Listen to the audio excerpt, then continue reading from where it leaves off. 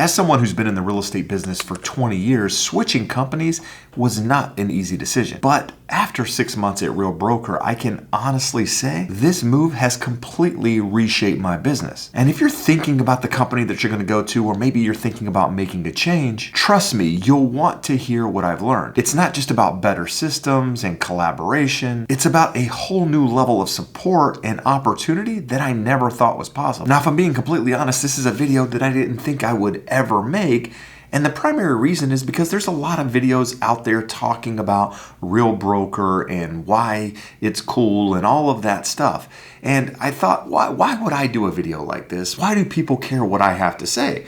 But then I thought, well, these are things that I learned. These are things that I wish I knew when I decided to make that transition. Maybe I would have made that transition quicker, or maybe in some cases it would have made that transition even easier because I spent a lot of time going back and forth wondering whether or not I was making the right decision. So with that, I wanted to take you through what I've learned over the last 6 months of being at Real, so that if you're considering making a move like I did, then you have a better idea of not only the company that you're going to, but some of these hidden opportunities that I found really, really useful in my day-to-day business. Now, I know some of you are watching this going, who are you? My name is Jeb Smith. I've been a real estate broker for 20 years. In fact, you might know who I am from some of the videos I do on YouTube, or maybe some of the masterminds that we've been in, but that's really not important and not the reason we're here today. But with that said, as a real estate broker, I was an independent. That's how I actually started my real estate business, as an independent broker for over 10 years, where I ran both a mortgage and real estate company. And the reason I bring this up is because I do actually have a licensed company with the Department of Real Estate that I could choose to do business with, where I could pay absolutely no fees, no cap at all, no fees whatsoever. But instead, I chose to hang my license with a company like Real because of the things that we're going to talk about in today's video. Now, taking you back a step, I was an independent broker for 10 years, as I mentioned, and then I left there and went to RE/MAX. Now, the reason I left being an independent and went to a company like RE/MAX is because I was looking for something different. I was looking for a little bit of collaboration. I was kind of stuck in an office by myself. I wanted to be around other people. I wanted to be pushed. I wanted competition, in addition to just being around like-minded people that would help me grow my business. And I found that in those first 3 years at RE/MAX. And from RE/MAX, I transitioned to Coldwell Banker, where I was for 6 years. And for me, Coldwell Banker was a learning experience. I went to Coldwell Banker because I wanted to up my price point. I wanted to be around real estate agents in my community that were doing business at a higher level, at a higher price point. And I thought by being around people like that, it would not only push me to be a better real estate agent, but also help me raise my price point. And it did exactly that. I made a lot of friends during that period of time and was around a lot of great real estate agents. But here's one important lesson I learned about being at a company like that. And this might ruffle a lot of feathers out there, and I'm probably going to get some comments on this, but I found very, very little value in the company other than the name. And I realized that's why a lot of people go to Coldwell Banker to begin with, is because they've been around over 100 years. They have that name. It's a staple in the industry. And if you go into a listing presentation and you mention you're with Coldwell Banker, chances are the seller on the other side knows of that company and they know the reputation. And along with that, they offer fancy systems and all of these different things, which, if I'm being completely honest, you'll probably never use. I never did. In fact, I never really even promoted the fact that I was at Coldwell Banker. And that's one of the main reasons that I ended up leaving, is because I am my own brand. People hire me for me. They don't hire me because I say I'm with Coldwell Banker. In fact, I never went into a listing presentation and talked about Coldwell Banker. I talked about me. I talked about what I was going to do, what I could do to help them sell their home, how I was going to help them get the most money, how I was going to help them accomplish their goals, never really bringing up the fact that I was at Coldwell Banker. And with that, I was paying a pretty good percentage of my compensation, of my commission that I earned on every single transaction, to Coldwell Banker without ever really using their name. Now, you might be watching this going, okay, Jeb, why did you finally end up deciding to make the change? I made the change because I was at the end of my contract with Coldwell Banker, and it was either time for me to renew with them or look for another opportunity. And for me, the opportunity wasn't completely clear because I wasn't sure I wanted to transition to an online broker. In fact, if I'm being honest, I talked crap on online brokers for the better part of 2 years. After having multiple conversations with people that had transitioned to Real, in the back of my head, I was always thinking of the company as somewhat of a multi-level marketing scheme, in addition to wondering whether or not they would actually be there as the market changed. I knew a change was starting to happen in the real estate industry. And one reason that I was staying at Coldwell for as long as I did is because I knew they would probably stand the test of time. If something happened in the industry, major changes, they were actually going to be around. Whereas on the flip side, I thought some of these online brokerages like Real, like EXP, might end up going out of business with all these changes. But then as I started to think, well, what's the worst that happens? If you make a change to a company you don't like, what's the worst that can happen? You just pick up and leave. You go to another company. And as a broker, I always have that opportunity. I always have that fallback to just go back to doing business as my previous company. But here's what I'll tell you. I made the move as of April 1st, and I've not only been super happy about the move, but I've been super excited to talk to people about the move, which is exactly why I'm here today. So understand, as someone that's been in the business 20 years, I had options out there. I had companies willing to pay me to move over to their company for a specified period of time. And I chose to forego that because I saw the opportunity with Real as not only a better move for my business short term, but also an opportunity for growth in the long run. So with that, I want to talk about my transition over to Real. It's really simple. All I did was fill out an online application as well as paid a small fee, and I was more or less ready to go. The biggest headache once I was approved, which more or less happened same day, was transitioning everything I had into the new company name. Because I've been at Coldwell Banker for the last 6 years, I had a lot of things that said Coldwell Banker, my website, my social media, my email platform, my database, everything said the name. And so that transition was probably the hardest, but with that, a very minor inconvenience. Now, I was fortunate enough to apply to Real when I already had a couple of escrows. I was already in escrow on a couple of transactions. I had a listing and a purchase for the same buyer that I was already under contract when I made that transition to Real. Now, one of the cool things is when you make that transition, they understand you have business and they understand that you have an agreement with your previous company. So they allow you just to basically transfer everything over. Previous broker gets to close them in their name. They keep, their split. Real doesn't take anything from those transactions. But at the end of the day, it doesn't hold you from being able to make that transition until all your deals are closed out, which was really nice for me. Now, as I started on April 1st, I had a couple of listings that I knew were going to come to the market. And because of that and the clients that I had going into escrow, I was able to cap within the first 2 months of being at Real. So during those months of April and May, I paid in that $12,000 cap, which meant anything above and beyond that, I get to keep 100% of, which if I'm being honest was one of the main reasons I made that transition. So basically what they do is they take 15% of your commission until you hit that $12,000 cap, at which point anything above and beyond that is yours to keep. Now for me, it wasn't really much of a change from Coldwell Banker. It was more or less the same thing that I was paying Coldwell Banker, except at CB, there was no cap, which means at Real, I get to keep more of the money I make. And one of the other cool things about Real is that you don't pay any monthly fees to be associated with the company. A lot of the brokerages out there, a lot of the big brokerages that you've heard of, and a lot of the smaller ones as well, charge a desk fee. Whether or not you're using the desk or not, whether or not you have an office or not, you're paying a monthly fee to that company.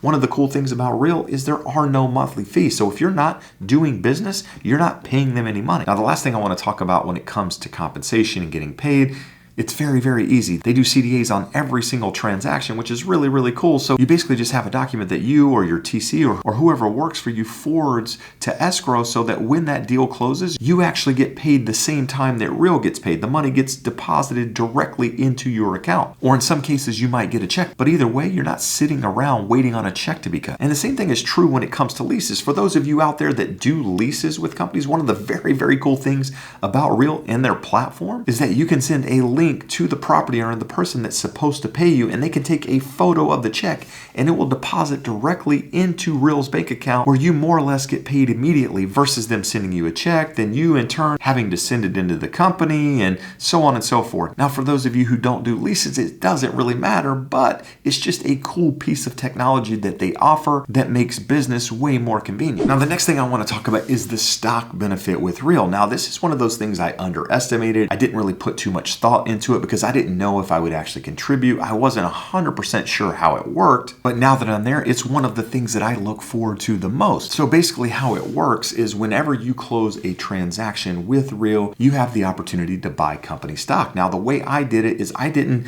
enroll into their program until I had capped. So I was paying 15% of my commission up until the point that I capped, at which point I was then getting 100% of my commission. Well, because I had been paying 15% of my commission for the better part of 6 years and the 2 months I was at Real, missing that 15% of my commission is not really a big deal because I had already built it into my budget.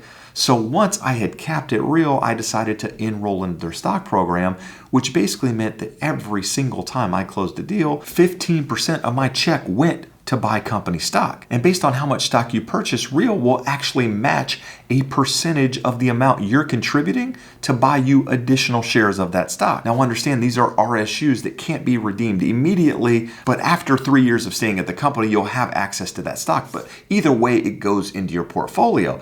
And with that said, from the time I've been there now, which has been just over 6 months, I've personally contributed $12,347 to buy Real stock. That's presently worth $16,958. And that's not only because the share price has gone up since I purchased it, but it's also because they've contributed 635 shares to my portfolio during that same period of time. Now, part of it was because they contribute based on the percentage that you buy, but they also reward you for doing things like capping. They gave me 150 shares when I hit that $12,000 cap. In addition to that, they also give you $16,000 worth of shares if you hit elite status, which is exactly what I want to talk about right now. So like with any real estate company out there, when you hit a certain level, you're given some sort of reward. Now with most companies, you're given a piece of paper or a plaque, or they do a night out with the entire company and you're given some sort of an award. But with Real, it's a little bit different. When you actually hit a certain status of elite, they give you $16,000 worth of company shares, which means if the price of the company continues to go up, that $16,000 worth of stock is also going to increase in value. And at the time we're filming this video, Real consists of about 21,000 agents, and it's the fastest growing brokerage in the United States. And because it's this cloud-based model with very little overhead, and you have a lot of agents looking to join, my guess is revenues are going to continue to increase,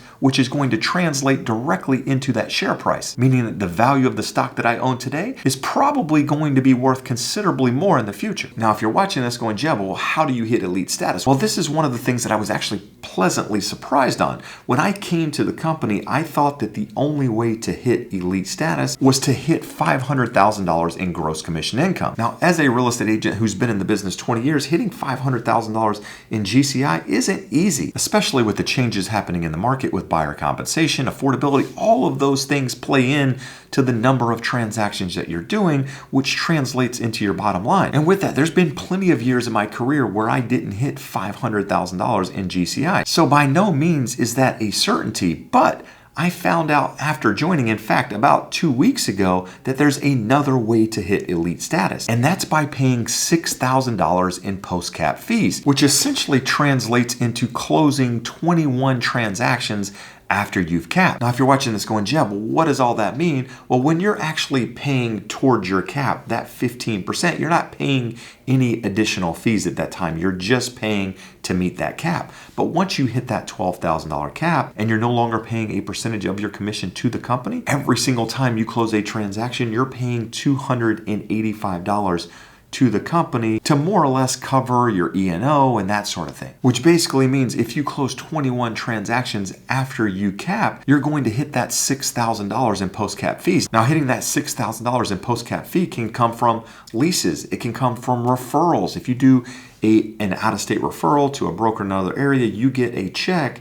Well, you're going to pay that post-cap fee to the company, which goes towards the $6,000 of your fees, which ultimately goes towards your goal of hitting elite status. So if you're one of those agents out there that does 30, 40, 50 transactions a year, which a lot of you do, even in a lower price point, it can be a much easier way to hit that elite status versus being someone in a super high price market that deals with luxury real estate where it's very, very easy to hit that $500,000 in GCI. And the reason I think this is so cool is because it gives everyone out there an opportunity to meet that elite status and ultimately get rewarded with that $16,000 of company stock. Now, a lot of what I've talked about here today has been commission related, talking about the caps, talking about, status and all of that stuff. And the reason I'm bringing that up is because that's why most people make a move. But with that, what I'll say is one of the most important things that came out of this move is realizing that the culture here at Real is nothing like I've ever been a part of, and that's a good thing. Everything here is more or less open source. People share information all the time.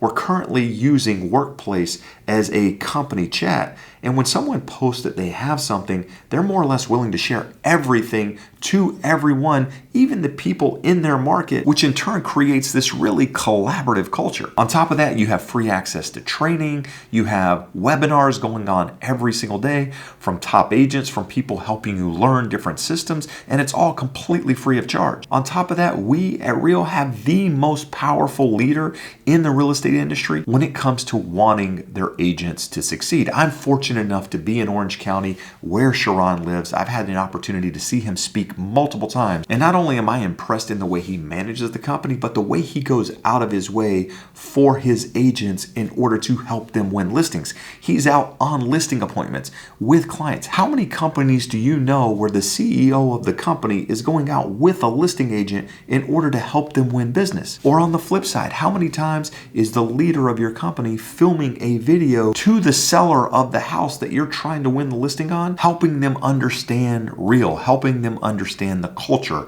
helping them understand the company, helping them understand the luxury component because it's so new and a lot of people aren't aware of the company. The leader here, Sharon, is not only providing the mentorship for all of our agents, but other agents in the industry by being completely open about everything, but he's also on your team, boots on the ground, helping you deliver on the promises that you're making to your clients. And I can honestly say I've never been a part of anything like that. Now I realize I've only been at the company 6 months and I'm probably going to experience a lot of other things, which I'll document on this journey. But if you're considering joining Real or you have additional questions, reach out to me directly using that link below, as I would love the opportunity to help.